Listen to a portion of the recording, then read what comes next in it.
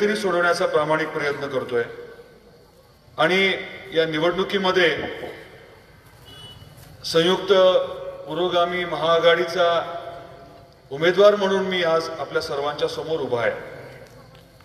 मी राष्ट्रवादीचा उमेदवार आहे, त्याचबरोबर मी काँग्रेसचा देखील उमेदवार आहे, महाआघाडीचा उमेदवार आहे आणि आज आपल्या सर्वांच्या समोर मी उभा आहे हे सांगण्यासाठी की येणाऱ्या 18 तारखेला पूर्ण ताकदीने आपण सहकार्य करावं।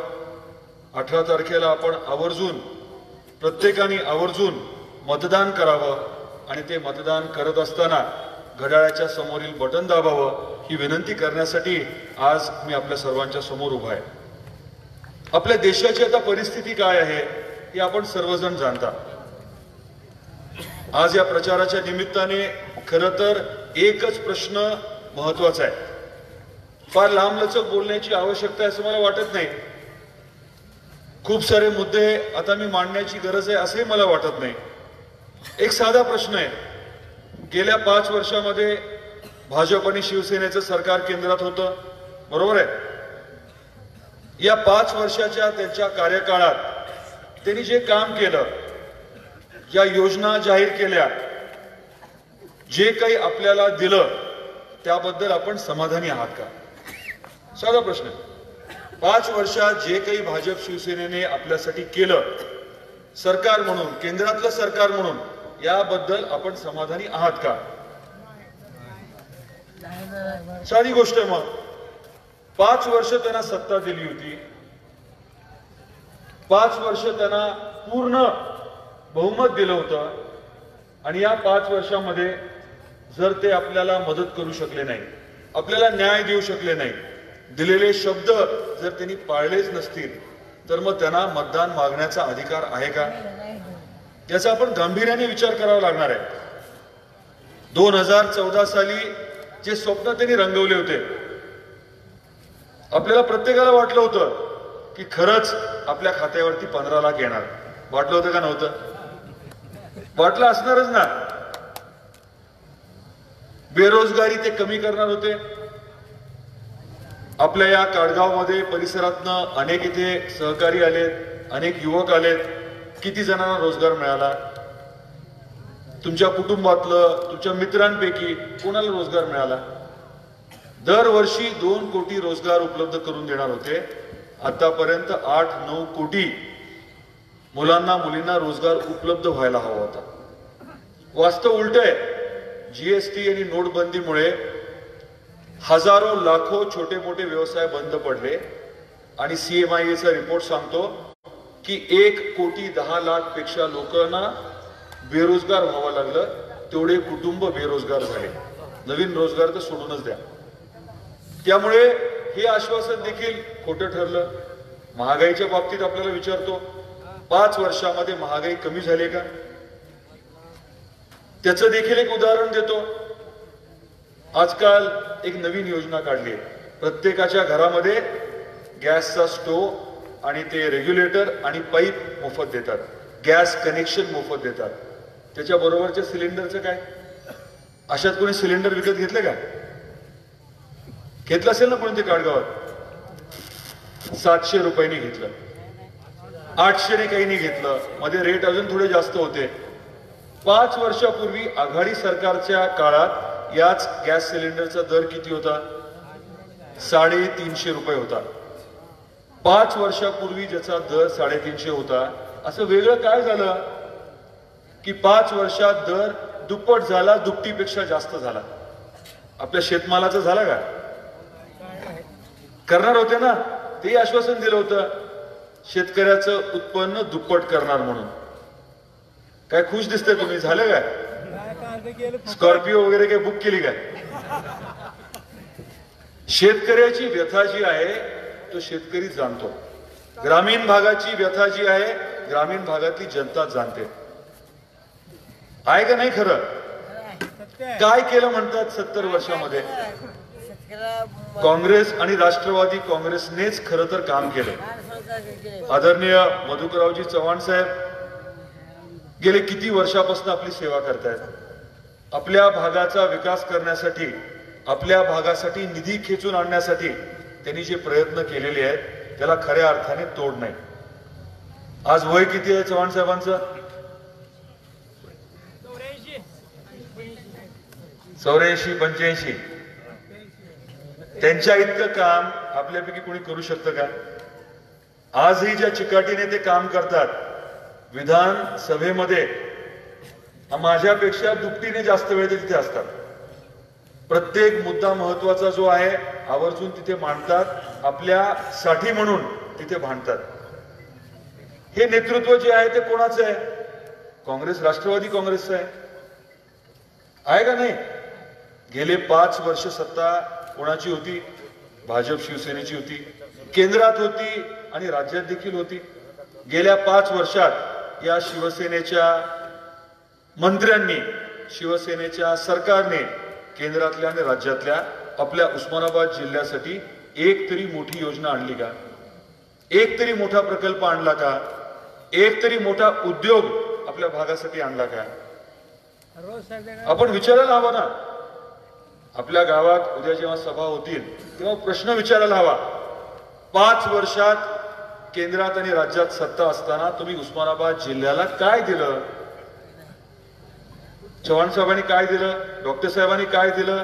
काँग्रेस आणि राष्ट्रवादी काँग्रेसने काय दिलं हे तुम्ही सर्वजण जाणता.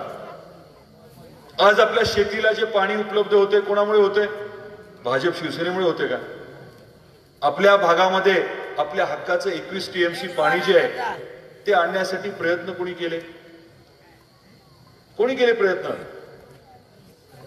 विलासरावजी देशमुख साहेब मुख्यमंत्री असताना खरं तर डॉक्टर पद्मसिंह पाटील साहेबांनी आणि आदरणीय मधुकररावजी चव्हाण साहेबांनी आपल्या हक्काचं पाणी आणण्यासाठी पूर्ण ताकदीने लढा दिला.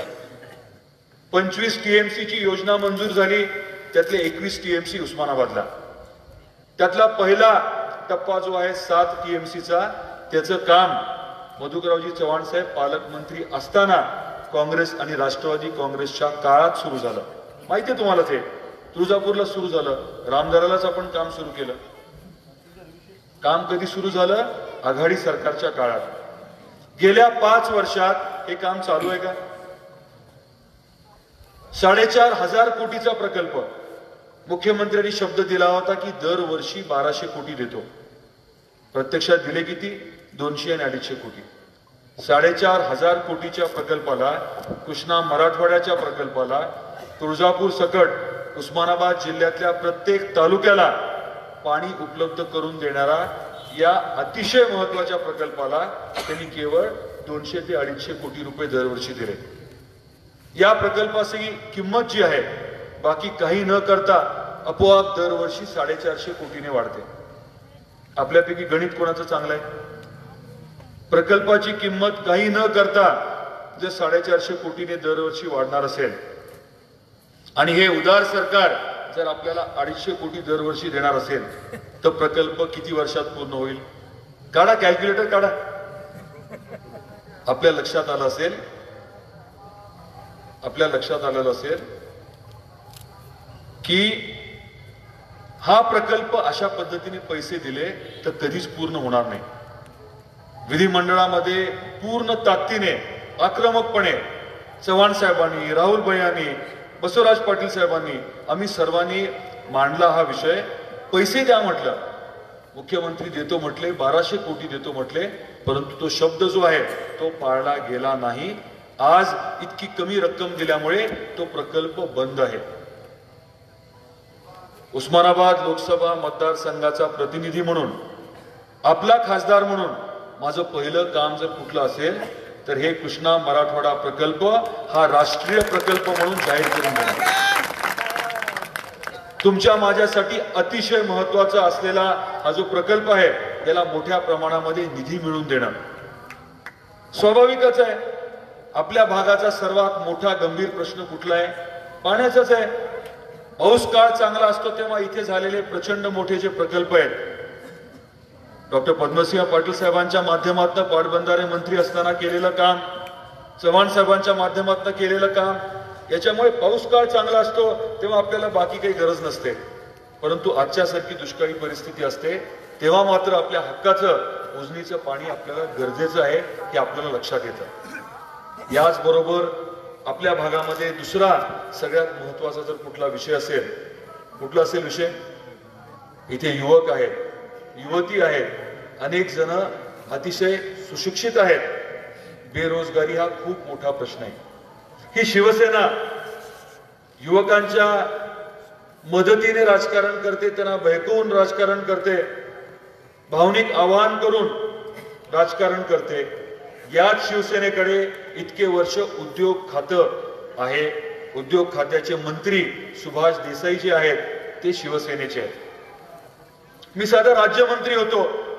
आपल्या भागाची, आपल्या जिल्ह्याची ओळख एक वेगळ्या पद्धतीने निर्माण करायची म्हणून सौर ऊर्जेचे प्रकल्प आणण्याचा आपण एक निर्णय घेतला आणि 2500 एकर वरती एक नवीन MIDC उस्मानाबाद मध्ये करायचा आपण निर्णय घेतला, अंमलात आणला। 1500 एकर कौडगावला संपादित झाली जमीन, तिथे गॅसची लाईन, हाय टेन्शनची लाईन आणि उजनीवरनं येणारं पाणी हे आपण उपलब्ध करून दिलं। आता विषय काय होता, संबंधित मंत्र्यांनी बैठक बोलवायची, उद्योजकांना बोलवायचं आणि उस्मानाबादला उद्योग टाका, आम्ही या सवलती देतो हे सांगायचं। गेले 4-4.5 वर्ष आम्ही पाठपुरावा करतोय। विधानसभेत विषय मांडला, प्रत्यक्ष या मंत्र्यांना भेटलो, पत्र दिली, परंतु गेल्या 4-4.5 वर्षामध्ये उद्योग खात्याचे शिवसेनेचे मंत्री यांना एक साधी बैठक घ्यायला वेळ मिळाला नाही। 2500च्या MIDC ला येऊन नेमकं काय चाललंय बघायला वेळ मिळाला नाही। त्यामुळे त्यांची आपल्याबद्दल किती आस्था आहे याच्यावरनं तुम्ही समजून घ्या। सोलरचा 50 मेगावॉटचा 250 कोटीचा प्रकल्प आघाडी सरकारच्या काळात आपण मंजूर करून घेतला। अजित पवार साहेब ऊर्जा खात्याचे मंत्री असताना पहिल्या टप्प्यात हा प्रकल्प आपण मंजूर करून घेतला। निविदा निघाली कधी, 2014 साली। गेले 5 वर्ष आम्ही पाठपुरावा करतोय। आज 2019 साल उजाडलं, आजपर्यंत ती निविदा अंतिम झाली नाही आणि हीच गत अनेक प्रकल्पांची आहे। आदरणीय चव्हाण साहेबांनी पुढाकार घेऊन तुळजापूर प्राधिकरणाचा विषय मंजूर करून घेतला। मोठ्या प्रमाणामध्ये जवळजवळ 350 कोटीचा निधी मंजूर करून घेतला। गेल्या 5 वर्षात या भाजप शिवसेनेच्या सरकारने 1 रुपया देखील दिला नाही। परिस्थिती काय तुम्ही समजून घ्या ना। एवढ्या ताकदीने पालकमंत्री असताना चव्हाण साहेबांनी आपल्या उस्मानाबादच्या जिल्हा रुग्णालयाच्या इमारतीसाठी 35 कोटी रुपये मंजूर करून घेतले। नळदुर्गला जाताना तुम्ही बघितलं असेल, तिथे ग्रामीण रुग्णालय, ट्रॉमा सेंटर दोन्ही मंजूर करून घेतले। या सर्व वास्तूची कामं सुरू झाली, परंतु गेले 5 वर्ष काम बंद आहे। 4-5 कोटी रुपये काहीतरी ट्रॉमा सेंटरला लागणार आहेत, ग्रामीण रुग्णालयाला लागणार आहेत, 6-7 कोटी त्या 35 कोटीच्या इमारतीसाठी उस्मानाबाद जिल्हा रुग्णालयाला लागणार आहेत। परंतु या 5 वर्षामध्ये या भाजप शिवसेनेच्या सरकारने निधी दिले नाही, पैसा दिला नाही। हे सर्व कामं जी आहेत ती अर्धवट पडून आहेत। मी एवढं सगळं आपल्याला का सांगतोय, कारण आपल्या भागाचा विकास जो आहे तो केवळ काँग्रेस, राष्ट्रवादी काँग्रेसनेच केलाय। आपण 5 वर्ष अमर्याद सत्ता दिली भाजप शिवसेनेला, त्यांनी काहीही केलं नाही। हे तुम्हाला मला आवर्जून सांगायचंय। आपल्या तुळजापूरला रेल्वे आणणार होते पंतप्रधान, 2014 साली सांगितलं होतं, काय झालं? 1000 कोटीच्या प्रकल्पासाठी निवडणुकीच्या तोंडावरती भली मोठी तरतूद केली। कितीची? 100 लाखाची। प्रकल्प कितीचा? 1000 कोटीचा। दिले पैसे किती? 1 कोटी। आणि कसे दिले? 2018 साली पियुष गोयल साहेब रेल्वे मंत्री झाले, आपल्याकडे कलेक्टर राहिलेले गेडाम साहेब त्यांच्या ऑफिसमध्ये अधिकारी म्हणून जॉईन झाले। पंतप्रधानांनी केलेलं भाषण त्याची क्लिप आम्ही त्यांना पाठवली, पियुष गोयल साहेबांना त्यांना पत्र पाठवलं की खुद्द पंतप्रधानांनी दिलेला शब्द 4 वर्ष काहीच झालं नाही, आता तरी काहीतरी करा। मला तुम्हाला परत परत वारंवार हेच सांगायचंय की या लोकांनी आपली मोठी फसवणूक केलेली आहे। आता येणाऱ्या 18 एप्रिलला तुम्हाला निर्णय घ्यायचा आहे। लोकसभेमध्ये आपले विषय कोण व्यवस्थित मांडू शकेल? लोकसभेमध्ये जाऊन केंद्राचा निधी, केंद्राच्या योजना पूर्ण ताकदीने आपल्याकडे कोण आणू शकेल? आपल्या जिल्ह्यामध्ये पर्यटन विकासाला प्रचंड वाव आहे, त्याच्या माध्यमातून रोजगार निर्मितीला प्रचंड वाव आहे. नळदुर्गच्या किल्ल्याचं जे काम आहे, चव्हाण साहेबांनी पुढाकार घेऊन केलेलं जे काम आहे, गेलाय का नाही नळदुर्गला किल्ल्यात? कसं आहे काम? बाहेरनं लोक येतात का नाही? आणि त्याच्या माध्यमातून रोजगार निर्मिती होते का नाही? केंद्राच्या अनेक योजना आहेत, मोठ्या प्रमाणात आपल्याला निधी आणता येईल. आपल्या भागामध्ये किल्ले आहेत, आपल्या भागामध्ये आई तुळजाभवानीचं मंदिर आहे, अनेक मंदिर आहेत, दर्गे आहेत, जैन मंदिर आहेत. धार्मिक पर्यटन जे आहे त्याला खूप मोठा वाव आहे. या वेगवेगळ्या माध्यमातून आपल्याला रोजगार निर्मिती करायची आहे, मोठा निधी आणायचा आहे आणि त्यासाठी योग्य व्यक्ती लोकसभेमध्ये पाठवणं गरजेचं आहे. शिवसेनेच्या बाबतीमध्ये 2 शब्द बोलणं गरजेचंच आहे. पहारेकरी चोर आहे हे कोण म्हटलं? कोण म्हटलं? कोणाच्या बद्दल बोलले? आणि मग चोर असलेल्या या पहारेकऱ्याबरोबर परत एकदा घरोबा कोणी केला? अफजल खान कोणाला म्हटले? शाहिस्ते खान कोणाला म्हटले? औरंगजेब कोणाला म्हटले? आणि मग याच शाहिस्ते खान, औरंगजेब आणि ह्या सर्व लोकांच्या कुशीमध्ये जाऊन कोण बसलं? आपल्याला आरक्षण देणार होते, धनगर समाजाला आरक्षण मिळालं का? मुस्लिम समाजाला जे आरक्षण आघाडी सरकारने दिलं होतं ते कायम ठेवलं का?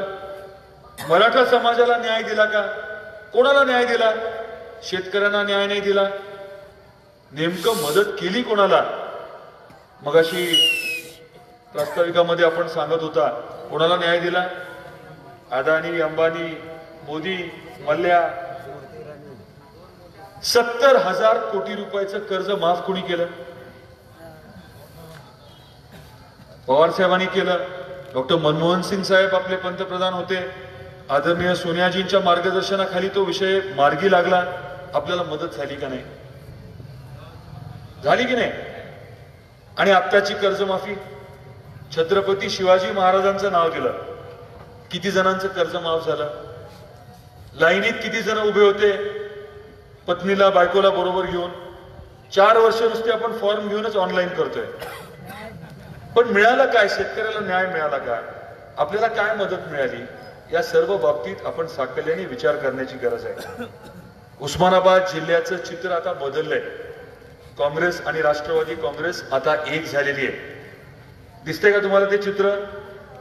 आणि हे चित्र आता बदलणार नाहीये, हे कायम राहणार आहे. याची सवय आता तुम्ही ठेवा. या एका निवडणुकीपुरता हा विषय नाहीये. आम्ही सर्वांनी मिळून निर्णय घेतलाय. लोकसभेची निवडणूक झाल्यानंतर विधानसभेची निवडणूक आहे. ज्या ताकदीने काँग्रेसचा कार्यकर्ता राष्ट्रवादीच्या कार्यकर्त्याच्या पुढे 2 पावलं काम करतोय आता, त्याच पद्धतीने विधानसभेच्या निवडणुकीच्या वेळेस राष्ट्रवादीचा कार्यकर्ता काँग्रेसच्या कार्यकर्त्याच्या पुढे जाऊन ताकदीने काम करेल. आदरणीय चव्हाण साहेबांसाठी काम करेल, काँग्रेससाठी काम करेल, हा शब्द तुम्हाला इथे मी देतोय. जिल्हा परिषद, जिल्हा बँक, विविध ज्या काही आपल्या स्थानिक स्वराज्य संस्था आहेत तिथे देखील आपण पूर्ण ताकदीने एकत्रित काम करणार. जातीयवादी पक्ष जे आहेत त्यांच्याबरोबर जिथे कुठे घरोबा झालाय तो आपण दूर करणार, हा देखील शब्द तुम्हाला मी इथे देतो. आपल्याला शेवटचं मला एवढंच सांगायचं आहे की मी एकट्या राष्ट्रवादी काँग्रेसचा खासदार असणार नाही, मी आपल्या सर्वांचा असणार आहे. आपल्या प्रश्न, आपले अडचणी ज्या काय आहेत त्या केंद्रामध्ये मांडण्याची आपण मला संधी द्यावी. गेले 5 वर्ष विरोधी पक्षाचा आमदार म्हणून मी जे काही काम केलंय, अनेक गोष्टी आपल्या सर्वांच्या समोर आहेत.